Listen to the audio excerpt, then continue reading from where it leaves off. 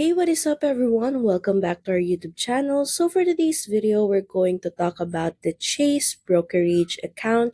We're going to talk about the pros and cons and dive in for more details. So without further ado, let's dive into the video. Thinking of investing with Chase? Here's everything you need to know about the JP Morgan Self-Directed Investing, formerly You Invest brokerage platform. We're going to tackle the pros, cons, and who it's for.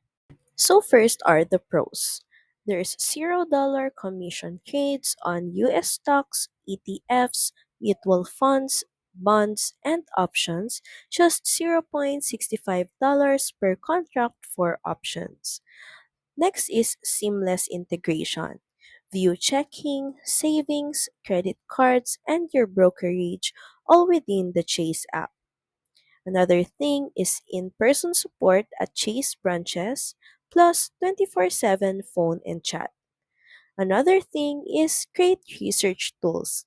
Access JP Morgan's reports, wealth plan tools, screeners, and fractional shares from $5.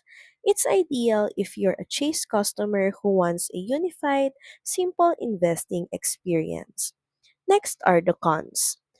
First is limited for advanced traders. No futures, crypto, forex, or advanced order types like OCO.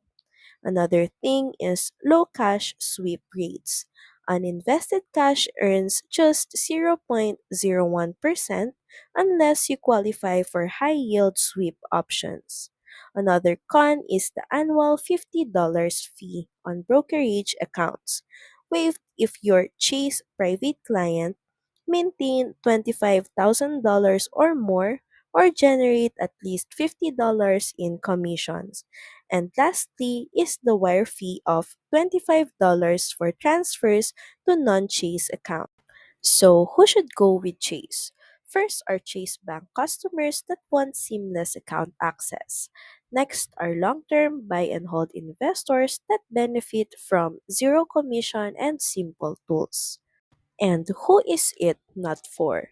First are active or advanced traders that want futures, crypto, international stocks, or advanced order types. Look elsewhere. And last are the cash yield seekers that head to platforms with higher uninvested cash returns. So here's the bottom line. Chase Brokerage is a simple commission-free platform perfect for existing customers and long-term investors, but not for active traders or those needing broader asset access.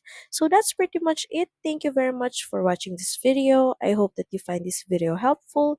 If you do, please don't forget to like, share, and subscribe to the channel. Now we'll see you again on the next one. Bye!